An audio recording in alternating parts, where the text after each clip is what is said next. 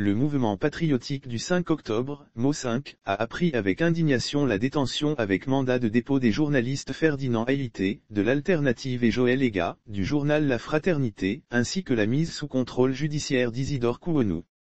Les deux journalistes sont inculpés pour outrage à l'autorité, diffamation et incitation à la haine de l'État, pour avoir critiqué l'inadéquation entre la haute fonction d'État de ministre et le ministère de pasteur d'église exercé par les deux ministres Payassage Botomé, garde des Sceaux en charge de la justice, et Kodzo Adez, en charge du commerce et du secteur privé.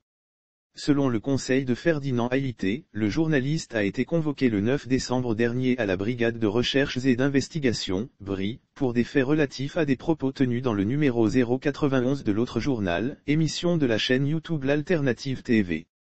Le conseil a indiqué que pendant la garde à vue et jusqu'au placement sous mandat de dépôt, en dépit des demandes réitérées pour connaître des tenants et aboutissants, aucune plainte officielle n'a été portée contre les trois journalistes, que les personnes arrêtées étant des journalistes et donc dépendant directement du Code de la presse, lequel est dépénalisé au Togo depuis 2004, il s'ensuit que les prévenus devraient être relâchés.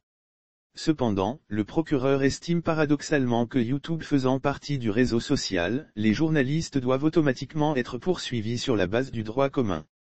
Pour rappel, l'autre journal est une émission hebdomadaire régulièrement suivie sur la toile, qui existe depuis quasiment 2 ans et ses critiques ont été toujours sans complaisance contre la classe politique, particulièrement le régime cinquantenaire togolais.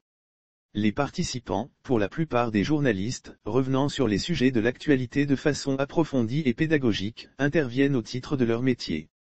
L'interprétation particulière et surréaliste du procureur de la République, qui fait tomber sous le coup du droit commun des supposés délits relevant du code de la presse, est purement l'expression de l'abus d'une justice corrompue, de l'aveu même du président de la Cour suprême togolaise.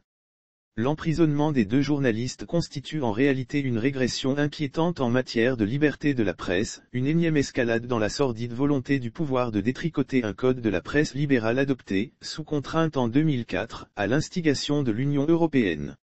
De fait, la loi sur les réseaux sociaux n'est qu'un honteux alibi pour un retour à la période d'avant 2004 où la presse était bâillonnée et les journalistes régulièrement détenus, voire assassinés. Dès lors, l'arrestation, la détention et l'inculpation de l'activiste Fovi Katakou, un handicapé moteur, pour apologie de crime, appel à l'insurrection, incitation à la révolte contre l'autorité de l'État, via le réseau social Facebook, indique clairement que la liberté de la presse n'est pas la seule visée, mais également les délits d'opinion, que nous sommes en présence d'une logique d'état de musellement de la liberté d'expression et des libertés publiques, de soumission des organisation de la société civile, que le régime RP-TENIR exerce déjà à travers l'état d'urgence dit sanitaire et les mesures de restrictions anti-Covid. Ces trois personnes, engagées contre la dictature togolaise, rejoignent la longue liste de 112 prisonniers politiques actuellement incarcérés par le pouvoir pour des délits imaginaires.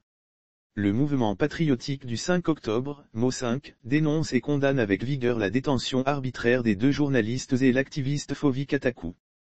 Le mouvement exige leur libération immédiate et sans condition, ainsi que celle de tous les prisonniers politiques. Il en appelle au bon sens et la dignité du chef de l'État Faure Gnassingbé. On ne peut raisonnablement faire la paix dans un pays économiquement exsangue en privant les citoyens de liberté et de bonheur spirituel. Le MO5 lance un appel au peuple togolais pour rester vigilant et mobilisé devant les manœuvres liberticides du pouvoir.